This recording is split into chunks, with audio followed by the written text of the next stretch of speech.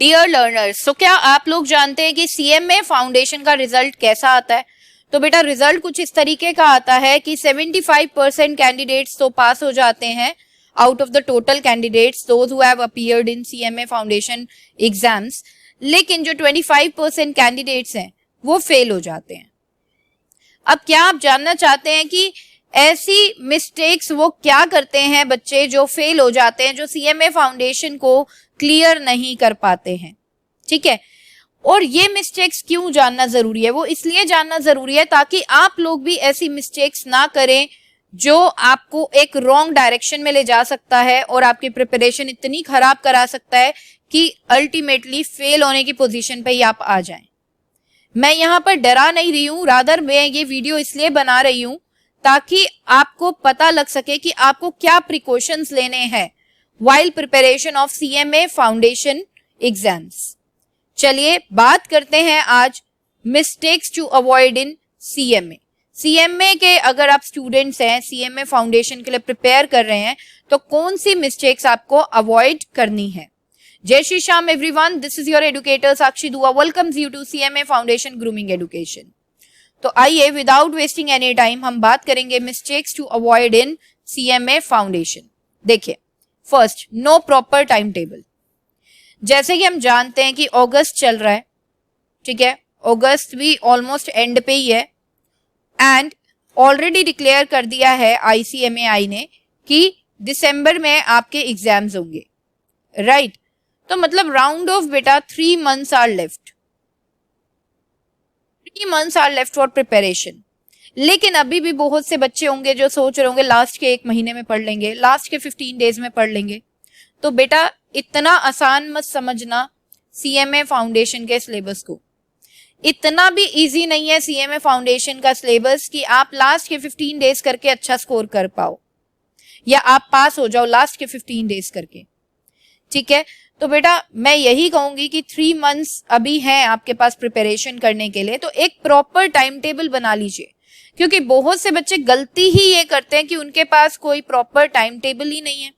उन्हें यही नहीं पता कि उन्हें कितने आवर्स डेली डिवोट करने हैं स्टडीज के लिए ताकि वो सीएमए फाउंडेशन को क्रैक कर जाए। तो यहाँ पर बेटा हमें ध्यान देना है कि हमारे पास एक प्रॉपर टाइम टेबल होना चाहिए। जब हम प्रॉपर टाइम टेबल बनाते हैं ना, तो हम ढंग से देखते हैं कि कौन से सब्जेक्ट्स पे हमें कितना ध्यान देना है। तो ऐसी चीजों से प्रॉब्लम नहीं होती कि एक सब्जेक्ट तो आपने बहुत अच्छे से प्रिपेयर कर लिया, बाकी के 3 सब्जेक्ट्स रह गए, या 2 सब्जेक्ट्स तो आपने बहुत अच्छे से प्रिपेयर कर लिए लेकिन बाकी के 2 सब्जेक्ट्स ठीक से प्रिपेयर नहीं कर पाए। तो जब भी हम टाइम टेबल बनाते हैं ना, तो हम प्रॉपर वेटेज देते हैं for study hours to every subject, जिससे कि हम बहुत अच्छे से सारे सब्जेक्ट्स को साइमल्टेनियसली लेते हुए चलते हैं और सबकी प्रिपरेशन हमारी अच्छे से हो जाती है, ठीक है? दूसरी चीज हमें ये देखना है कि जब टाइम टेबल होता है बेटा, तो हमारी कंसिस्टेंसी बनी रहती है ना? हम डेली बैठते हैं स्टडीज के लिए क्योंकि हमने टाइम टेबल बना रखा है, हमें वो फॉलो करना है। लेकिन जिन बच्चों के पास टाइम टेबल नहीं होता है, तो वो क्या करते हैं, एक दिन तो बैठे पढ़ने के लिए, बाकी के 3 दिन स्किप कर दिए, फिर 2 दिन बैठे पढ़ने के लिए, बाकी के 10 डेज स्किप कर दिए। तो उनकी बेटा कंसिस्टेंसी ही नहीं आ पाती है, और कंसिस्टेंसी बहुत ज्यादा जरूरी है अगर आपको बढ़िया स्कोर करना है। अच्छा, तो यहाँ पर अब आपको पता लग गया होगा कि टाइम टेबल बनाना बहुत ज्यादा जरूरी है। तो मेरी वीडियो देखने के बाद ही बेटा टाइम टेबल जरूर बनाना है, ठीक है? दूसरी चीज हमें क्या ध्यान रखना है, देखिए प्रॉपर टाइम टेबल आप बना लीजिए, फिर उसको फॉलो भी करना है। बहुत से स्टूडेंट्स ऐसे होते हैं, टाइम टेबल तो बन गया लेकिन उसका इम्प्लीमेंटेशन स्टार्ट नहीं हुआ। प्लीज आप उस टाइम टेबल को बनाएं और फॉलो करें अगर आप अच्छा स्कोर करना चाहते हैं अपने एग्जाम्स में, ठीक है? सो फॉलो करना भी बहुत ज्यादा जरूरी है। अगर आपने टाइम टेबल बनाया, फॉलो नहीं किया, तो वो टाइम टेबल बनाना भी वेस्ट हो गया। तो अगर आप चाहते हैं कि आप अच्छा स्कोर कर पाए, तो टाइम टेबल बनाना भी है, दूसरा उसे फॉलो भी करना है। Next mistake, social media. देखिए बेटा, हम जब भी स्टडीज करते हैं ना, तो हम क्या करते हैं, बीच बीच में इंस्टाग्राम खोल लिया, रील्स देख ली, यूट्यूब चला लिया, कोई ना कोई वीडियो देख ली, राइट? ठीक है, अगर आपका मन करता है स्टडीज के टाइम पे कि मैं थोड़ा मोबाइल भी उठा लूं, इंस्टाग्राम चला लूं या यूट्यूब चला लूं, तो मेक श्योर कि आप सीएमए कम्युनिटी से रिलेटेड जो भी यूट्यूब चैनल्स हैं, जो भी इंस्टाग्राम अकाउंट्स हैं, आप उनको फॉलो करें, क्योंकि आपको फिर सीएमए से रिलेटेड ही मटेरियल मिलेगा जो आपके लिए यूजफुल रहेगा, राइट। तो मेक श्योर आप सोशल मीडिया यूज कर रहे हैं तो आप वो यूज करें सीएमए के लिए ही, दूसरे फील्ड्स में ना जाएं, ठीक है। तो ये चीज हमें ध्यान देनी है कि हम जिस फील्ड से रिलेटेड है हम उसी फील्ड से रिलेटेड यूट्यूब वीडियोस, उसी फील्ड से रिलेटेड इंस्टाग्राम रील्स वगैरह चेकआउट करें। Next, study material ICMAI do not consider. देखिए बेटा, बहुत से बच्चे ऐसे हैं जो बहुत सारे स्टडी मटेरियल से पढ़ लेंगे, ठीक है, बहुत सारे सोर्सेज से पढ़ लेंगे, लेकिन जो ICMAI ने स्टडी मटेरियल प्रोवाइड किया है उसको नहीं इंपॉर्टेंस देंगे।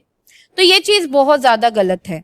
आपको जो स्टडी मटेरियल दे रखा है ICMAI ने उसे अच्छे से कंसीडर करना है, ठीक है। क्यों कंसीडर करना है? राउंड ऑफ 80% to 90% पेपर आपका, ठीक है, ICMAI के स्टडी मटेरियल के बैक एक्सरसाइज के जो क्वेश्चंस है उन्हीं से आता है।